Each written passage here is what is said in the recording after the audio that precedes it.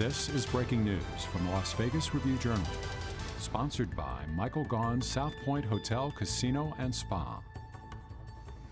On that note, we're here today to discuss some of the innovative things we're doing right now with drones to help advance public safety and security within the community.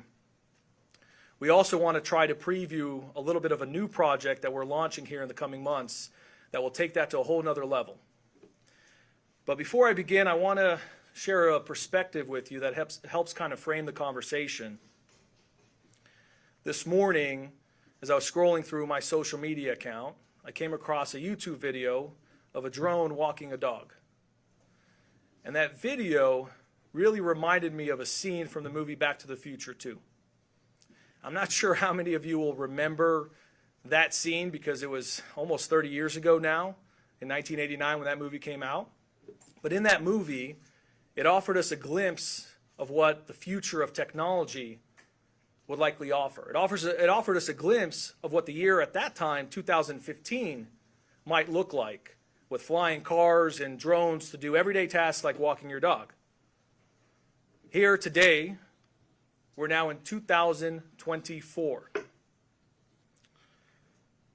And while we may not have flying cars, I do believe that not only have we realized, but we've also surpassed a lot of these Hollywood predictions of what we think technology might do to advance what we can do as a society.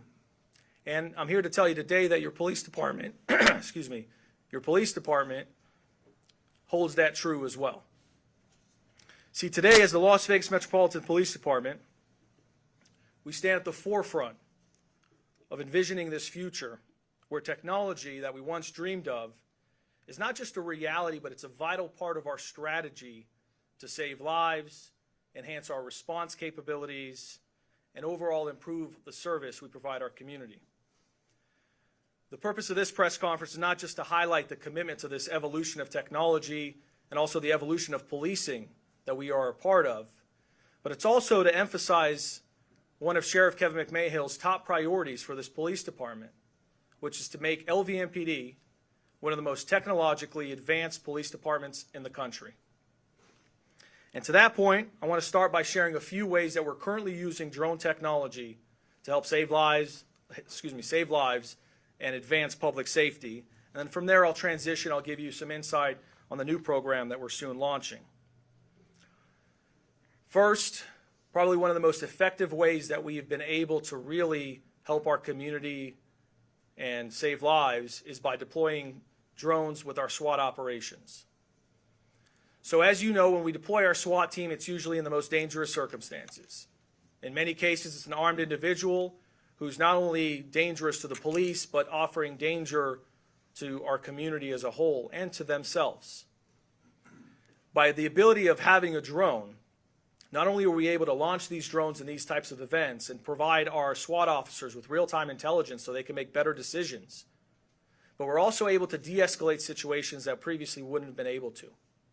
In some cases, we're able to deploy a drone into a home or into a structure and be able to clear that area, limiting the physical contact between our SWAT officers and the armed individual. In many of those cases, because of that capability, we're able to save that person's life and also prevent them from harming others. In some situations, we're also able to use drones to help bridge the gap in our negotiation efforts. Something as simple as ensuring that there's an ability to communicate with an armed individual. If there's not a phone or another mechanism for them to communicate, we're able to use drones to be able to deliver a mechanism for them to talk to us. In short, for our SWAT operations, we're able to really limit the physical contact in some situations and be able to prevent an officer-involved shooting, and in many cases to save the suspect's life. Another way that we're using drones very effectively is in our investigative efforts. We're deploying drones on very complex investigations such as officer-involved shootings, traffic fatalities, and in these situations when we deploy a drone and we're able to get an aerial view of a complex crime scene, we're not only able to be more efficient but also more effective in conducting a thorough investigation and holding people accountable. We're also deploying drones for search and rescue operations. Many of you will remember that just not too long ago we had an avalanche in Mount Charleston.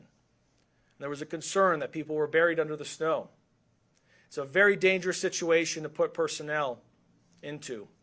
But we have the drone capabilities. We're able to fly into that area and be able to look for potential victims and ensure that it's safe for us to move further. And finally, it's no secret that in Las Vegas, we have certainly become the greatest arena on the planet. We have the largest, most unbelievable, extraordinary events you could imagine. We had Formula One last year, which was groundbreaking, and we're now preparing to have Formula One again this year. We had Super Bowl, which is an extraordinary event. And we have all these other events that are nearly happening almost every weekend. By having this drone capability, we're able to enhance public safety to a different degree.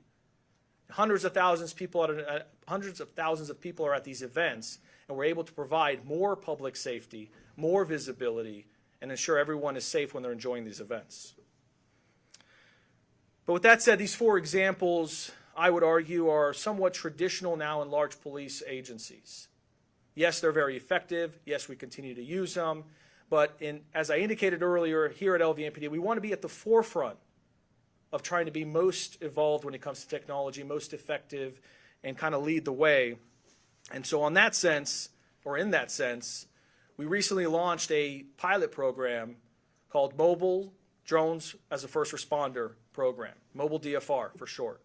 So this idea of drones as a first responder is to try to take this technology to the next level, where we can use drones in these hot calls that our officers are coming across multiple times a day. The basic concept is this. We equip a patrol unit with 2 officers in it with these high-tech drones. This is a marked unit, and they're responding to everything from a foot pursuit to a violent crime in progress. And as they respond and arrive there, they're able to deploy a drone from the back of their vehicle and instantly provide overwatch for our officers and instantly provide the community an extra layer of security. You know, the best kind of parallel I can draw for our public so they can understand how this works, it is very similar to the concept of a canine unit. Think about canine, which we absolutely love. We have a marked vehicle, has a canine officer inside, and it has canine dog, which is a tool to deploy to help save lives and advance public safety. Those canine units drive around the valley and they respond to these hot calls. And ultimately, as they arrive, they deploy the dog as that tool. Very same concept. We are deploying these mobile DFR units. And then ultimately, as they respond, they're deploying the drone as that tool or that technology. Now, as we did that pilot program, it proved to be very effective. We were able to not only assist officers in apprehending suspects, but we were also able to enhance officer safety. For example, an officer who's in a fight, a violent encounter with an individual, unable to get to their radio, and we have overwatch using one of these drones, we're able to get them support. But ultimately, now as we move forward, what we're looking to do is to expand this program, make it official, larger, more robust, because we want to make sure that these capabilities that are very effective are offered to everyone in our community. So no matter what neighborhood you live in, no matter what area, that if there is a violent crime, if there is a major incident that is threatening our community members, that we have this capability to be able to respond quickly, deploy these types of assets, and help enhance the safety in that area.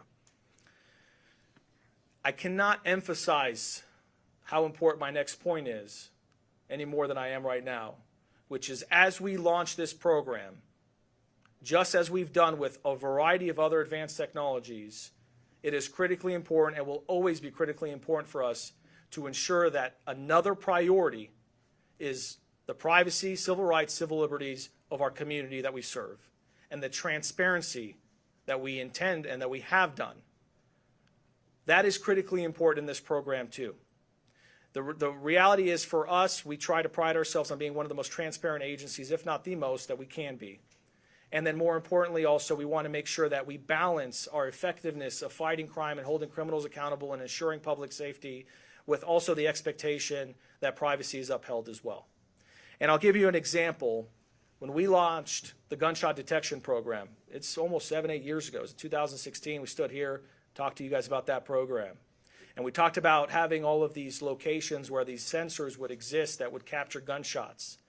And we talked about how important it was for then to ensure privacy. And we did that. We've done it for the last 7, 8 years. We've managed that program very responsibly, very measured. We also launched Fusion Watch, a program with public safety cameras and a variety of other technologies, and then we also made sure privacy and transparency was a priority. In fact, we invited members of the public and the media to come in and look at everything. And we're doing that again, even with this press conference. We want to be transparent. We want to make sure this is hand in hand with what the community expects. And I will tell you, in our experience, getting feedback from the community, when they come in and look at Fusion Watch, or other people ask us questions, or they see even the pilot drone program that was operating, we've noticed that the public wants us to be more advanced. They want us to have more tools, more options to be able to provide a safer solution to policing operations. In fact, in some cases, their expectations based on Hollywood and what we talked about, sometimes they think we can do a lot more than what we can do. But it's good because it pushes us to be better and it pushes us to be more effective. So ultimately, as we launch this program, we will make sure privacy, civil rights, civil liberties, and transparency are of equal importance. And to that end, I will just tell you, for the drone program, we already, probably one of the first in the country to do this, already had the Department of Justice, the Department of Homeland Security both come in and do a comprehensive evaluation of our policies and procedures and how we're doing things with drones. And their evaluation was consistent with what we wanted, which is that we have robust safeguards and we are being very measured and very smart about how we approach these new advanced technologies. Ultimately, our goal here is to make sure that we're saving lives and that we are prioritizing the humanity, as you've heard the sheriff talk about many times, in everyone we serve. We give our officers the best tools possible to do their jobs, and we make sure as the leaders of this organization that we have the right protocols, the right policies in place to ensure that there's proper use. And that's what we'll be doing with this program as we launch it in these next coming weeks and months. I will say, though, to my point of how important it is to not only be transparent, but to receive feedback, we are encouraging feedback from our community. Any questions and comments, we want that, and we will continue to provide more press, more information, and more visibility into how we're doing these kind of operations. I'll just kind of wrap it up here and just say that just like in that movie, and I'll bring it back to that movie, Back to the Future 2, I encourage you guys all to go see it again. I hadn't seen it in a while, and it's like a whole new movie now. But when you watch that movie and they're trying to show you, they're depicting what's being imagined as 2015, which is already 9 years ago from reality. These movies do indicate to us the potential we have as a society and the potential we have to responsibly develop advanced technologies. And we're going to do exactly that. The sheriff's priority is real for us. We are going to make this police department the most technologically advanced police department in the country, using these tools and other tools that we can responsibly use. We are going to do a demonstration outside, but before we do that, I do want to open up for some questions, and we'll answer what we can, and then we'll go outside and do a demonstration. Please. Oh, sorry. Yes. In terms of cost, is this helping actually save money? You don't have to deploy a helicopter as much if you're using a drone. So it's an excellent question, and it's whether this helps us with cost-saving measures. It's very expensive to operate helicopters, and now the drones, do they offer another alternative? The short answer is yes. The short answer is this definitely is a more cost-effective, cost-efficient way of doing police operations. However, it's with the caveat that we will always need some air support assets. So, for example, our search and rescue operations, or when we have pursuit of vehicles, there is still that need for that capability. But this does augment what our traditional air support does, and it will help us save some funds in the future. I just wanted to clarify, because obviously drones are used in different ways in different places. These are not drones equipped with weapons, right? Just video?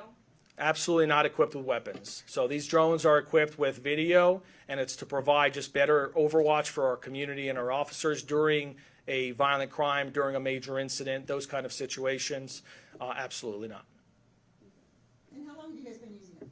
So we've been using drones in a variety of capacities for many years now. As I say, you know, we started off with the the crime scene investigations, and then we explored some other ways. And we've talked about this with the press before, but the more innovative use of using drones for SWAT operations and taking that to the next step of using it to try to de-escalate situations, that is more new within the last months and year. But now we're going to the next level, which is using drones in the patrol environment. Metro's website mentions that you utilize 4 different kinds kinds of drones? Will the mobile DFRs have a combination, one particular kind of drone, and what will they be equipped with? So it's a good question in terms of what kind of technology, what kind of drones would be used for the mobile DFR program. As of now, we're planning to use the Skydio X10 drones, but it's very important to understand that we do switch things up. We try different things. The SWAT operations use a different type of drone, so it really depends on the capability of that piece of equipment. Over time, it will change, but the initial mobile DFR program is going to use those X10s that I just mentioned.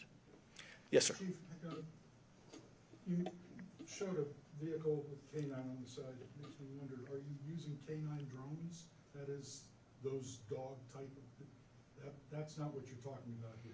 No, in this case, we're talking about the aerial drones that we're flying, but we do have a drone dog that we are experimenting with, and we're trying to figure out how that works and what it works. The idea behind that, again, is in a SWAT situation, very similar to our other types of robots that are on wheels that go in and maybe can open a door. We're looking at other options that may be more effective in going upstairs and things like that. But as of now, it is purely just testing. So what you're showing us today is the aerial versions? Yes, correct. Not the robots and things like that? Correct. Right now, it's the aerial drone program, which is going to be out in patrol to help with hot calls. A nuts and bolts question. I ask you to restate names and make stones. Okay, so we'll do that just right at the end here. Is there one last question if there's any? If not, we'll, yes, sir. So what kind of, any kind of like extra training or anything that the officers have to go through to fly the drones and operate them? Yeah, so absolutely. So, I mean, we make sure that we are just like anyone else. We operate by FAA guidelines. Obviously, there's certain exemptions for police officers, but everything is done hand in hand with the FAA. And we make sure that all of our pilots have the certification needed, the Part 107, to be a pilot. And then from there, we take it a whole nother level, and we have our own training program. As I mentioned, gentlemen that are standing behind me, as well as others that are part of the unit, they go through much more extensive training to make sure that they can operate drones in the environment of police operations. Chief, how many of these do you have? So right now we have a few. We don't just talk about the specific numbers, but we are looking to expand it with the mobile DFR program. The end goal is that we'll have multiple vehicles equipped with it, both on east and west side of the valley, so that way we can respond to any area. Are you talking now in terms of you have dozen, or you have dozens, or? Right now we have several, but we're looking at having dozens.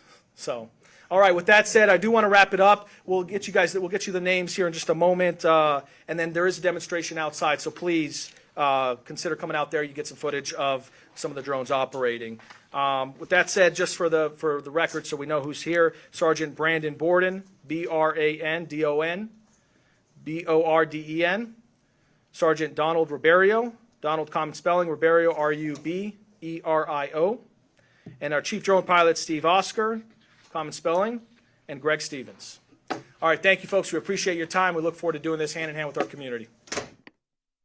You've been watching breaking news from the Las Vegas Review-Journal, sponsored by Michael Gaughan's South Point Hotel, Casino, and Spa.